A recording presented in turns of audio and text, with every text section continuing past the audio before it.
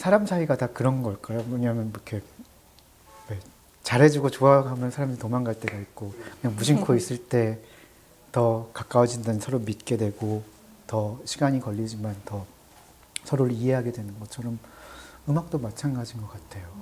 어떻게 보면 강요되지 않는 저도 지금 그 강요라는 얘기를 하고 싶었어요. 오늘 저희가 선생님께 네. 말씀을 강요하고 있는 건 아니요. 전혀. 오늘의 인터뷰는 또 그런 식으로 흘러가는구나.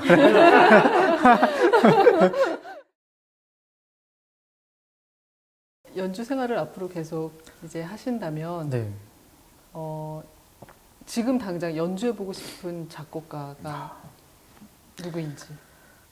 마음 깊은 곳에 모차르트를 끝까지 해보고 싶은 마음이 있어요. 네. 그러니까 뭐 어떤 기한이나 어떤 시점을 생각하는 것보다는 모차르트는 평생 치다 죽어도 나에겐 힐링이 되겠구나.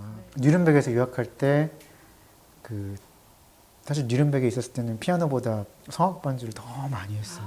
피아노는 거의 뒷전이었고 성악 같이 작업하고 배운 그때 지그프리트 예루살렘이라는 독일의 전설적인 테너가 있는데 그분 밑에서 많이 배웠어요. 네. 근데 이제 그분이 이제 그냥 지나가는 이제 옛날 얘기하면서 바그너는 나에게 돈을 가져다 줬고 모차르트는 나에게 건강을 가져다 줬다고 했어요. 행복을 가져다 줬다고. 저는 그 말이 참 맞는 것 같아요. 그래서 저도 모차르트를 계속 죽을 때까지 끝없이 계속 치고 싶은 마음이 있어요. 정말 치면 칠수록 막 저에게 생명력을 불어넣어주는 것 같고 모든 인간의 희로애락과 질풍노도가 다 담겨 있는데 뭐 다른 많은 작곡가들도 다 담글 수 있겠죠. 근데 가장 정제되고 간결한 언어로 되지 않았나. 장미가 저런 색깔 자주 보기 힘든데 그렇죠. 너무 특이하죠. 네. 원래 막 잉크 같은 거 그럴 수 있어요. 그런 거야? 어머나. 아니 근데 진짜로 사실 되게 그 예리한 질문이고 대답하기 힘든 측면이 있는 게 그날의 리스트 공연 때 모든 게 장치잖아요. 그 무대 장치, 공연 장치고 나는 순수했나. 테크닉과 어떤 내면의 솔직함을 나눌 수가 없다는 증거기도 한 거예요. 어쨌건 연습을 하면서 모든 그런 영감과 어떤 그런 방향이 잡혔어요. 이제 그리고 나의 마음은 확실하게 확립이 됐고, 당연히 그날 리허설 혹은 전전날 미팅 때 암전도 하고 싶고, 스포트라이트 비치는 순간, 아니면 일반적인 때, 그러니까 조명 1, 2, 3번을 나뉘는 거죠. 일반적인 환한, 암전 꼭 필요하고, 스포트라이트 꼭 필요해서 그런 말씀을 하면서, 그런데 스테인드 글라스 있으면 참 좋을 것 같다. 그래서 운을 띄운 거예요. 그랬을 때 그거를 고르면서도 두세 가지의 어떤 옵션을 벌써 그걸 고른 무대 감독 또 하나의 벌써 예술가로서 참여를 한 거죠. 그렇죠. 네. 그냥 쉽게 대충 하는 수 없이 만들어진 결과물이 아니라는 거예요. 근데 이 얘기를 하면은 청자 입장에서 이제 모든 기억과 모든 게 다 깨질 수도 있어요. 근데 스테인드 글라스 중에 아주 작은 파편이 있었고 큰 조각이 있는데 큰 조각이 좋다. 딱 됐고 그러면서 제가 읊은 기도문은 리스트 곡에 써있는 기도문입니다. 제가 아무거나 골라온 게 아니고 그 곡에 근간이 있던 시 혹은 거기에 있는 시편 기도문이 있고 그랬을 때 피아니스트 입장에서 한 독주회를 준비한 입장에서 당연히 그냥 그 곡을 잘 연주하면 되고 텍스트북에 나와 있으면 되는 건데 그게 아니고 나는 이거가 그냥 현실 일상에서 느끼는 종교적인 어떤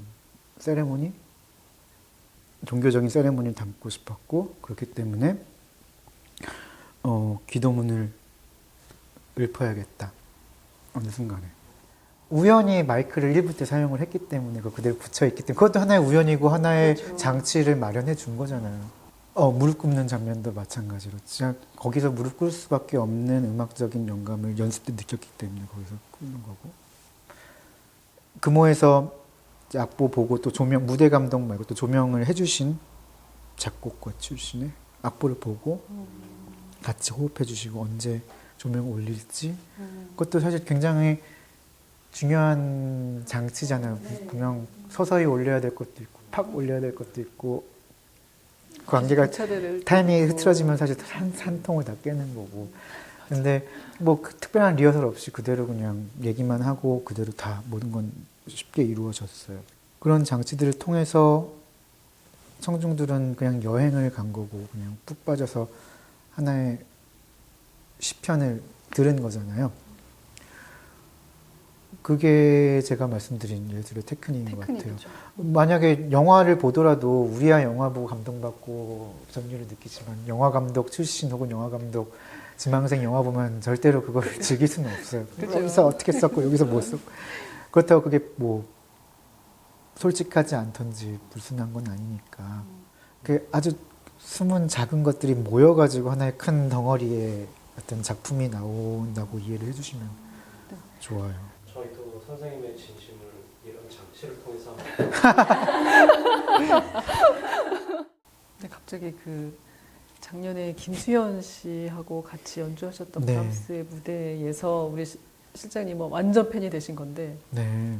그날 연주가 갑자기 생각이 나네요. 너무 좋았거든요. 두 분 다의 그 호흡이 김수현 씨하고는 어떻게 같은 소속사였던 적이 있고 독일에 있을 때 연주를 이제 같이 몇 번 해봤고 그냥 이런저런 독주회, 작은 독주회 모차르트하고 슈트라우스하고 한국에서도 브람스 전곡 똑같은 프로그램을 한 2000년대 초반에 한 적이 있어요. IBK에서. 그때도 너무 좋았어요. 그 첫 번째 할 때하고 두 번째 할 때 또 느낌이 너무 달랐어요. 그래서 네. 그때가 수현 씨도 어렸고 저도 이제 더 어렸을 때고 그 사이에 수현 씨는 그 퀄텟 활동했고 악장 활동하면서 자기가 완전히 달라졌대요. 근데 그게 느껴지는 거예요. 그때도 악보에 대한 얘기만 그냥 얘기를 서로 했어요. 리허설을 진짜 한 이틀 했는데 하루에 리허설을 한번 쑥 해보고 그냥 악보 얘기 몇 번 그렇게 하고 내가 알아낸 게 있는데 이렇대 아니면 이렇대 다음날 또 쑥 하고 또 악보 얘기만 했어요.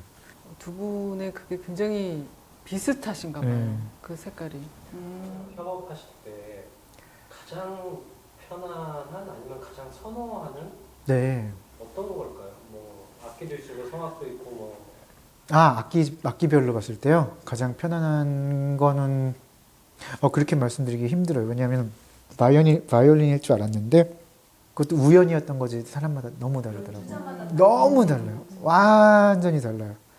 뭐 그렇다고 뭐 이 사람은 잘하고 이 사람 못하는 게 아니고 다 너무너무 최고인데 그랬을 때 내가 생각하는 진리, 내가 생각하던 옳은 게 아닐 수도 있었겠구나. 그렇기 때문에 아까 생각한 코치 감독이 필요하다고 했잖아요. 그랬을 때 지금으로서 저에게 코치 감독은 같이 하는 연주자들이고 수없이 많은 연주자를 계속 하고 싶고 오히려 다른 연주자와 함께 하는 거를 싫어할 수 있잖아요.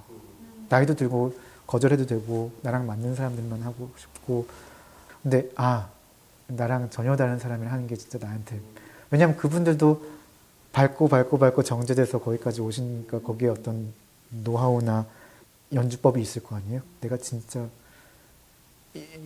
열어두고 봐야 되는구나라는 걸 느껴요. 그래서 코치가 많았으면 좋겠어요. 저는. 네. 네. 코치 잘 안 해주더라고요. 교수님 최고예요. 그러면 무서워요. 그래서 나는 다른 데서 연주해야 되겠다. 모르는 사람 앞에서 연주해야 되겠다. 아마 그 시간이 지나고 나면 나중에 또 서울 독주회가 다른 불빛으로 느껴지는 그런 경험이 오지 않을까. 네. 가죽 바지로 입고 온다든지 홀딱 벗고 온다든지 그렇게 될 수도 있어요. 옛날에 불다처럼 네. 맞아요. 스테인드 글라스를 쐈잖아요. 네. 그 벽에 빔을 쏠 생각을 했던 그 자체가 사실은 전혀 다른 프로젝트를 구상 중에 뭐 미팅 중에 시도 중에 프로젝트나 어떤 장치를 그게 머릿속에 있었던 거고 예를 들어 예당에서 콘서트한테 할 때 맞아요. 비스럼 많이 했듯이 하죠. 무대 장치 네. 했듯이 그래서 저는 그런 시도를 하는 데 있어서는 발벗고 나서는 입장이고 어떤 뭐 무용과 학원, 뭐 미디어 아트 학원 그런 콜라보는 그냥 열려 있던 상태고 그 드뷔시 라벨 같은 사람이 지금 현대 시대 살았을 때 그런 그림 혹은 어떤 미디어 아트를 알았다면 안 썼을까요? 같이 공연 안 했을 썼을 것 많이 썼을 같고 것 같아요. 베토벤조차도 우리가 요새 연주하지 않지만 별짓 다 했거든요. 대포 쏘고 총 쏘고 막 그런 장치 혹은 시도 지금 잊혀졌긴 하지만 가장 클래식한 브람스조차도 그렇고 드뷔시 라벨도 자기가 있는 상태에서 시대에서는 가장 현대적인 어떤 파격적인 시도를 한 거고 꼭 스트라빈스키만 한 게 아니고 모두가 그렇게 하고 있었던 거. 모차트도 아주 파격적인 작곡만 남겼죠 사실은. 그랬을 때 우리가 지금 베토벤은 나는 성스럽습니다. 나는 고상합니다. 라고 친다는 거는 베토벤의 정신에 어긋나는 거예요. 어긋나는 거고. 그랬을 때 가장 그들을 잘 재현해낸다는 거는 미친 시도를 해봐야 되겠죠. 그들이 삶 자체가 네. 뭐 모차르트도 그렇고 베토벤도 그렇고 기존의 네. 그 시스템에서 벗어나려고 그렇게 발뭉쳤던 사람들이다 보니 네. 맞는 것 같아요. 근데 정말 안타까운 것 중에 우리 배터리가 갔어요. 그만큼 해야지 할 만큼 한 거죠. 네. 그죠? 네.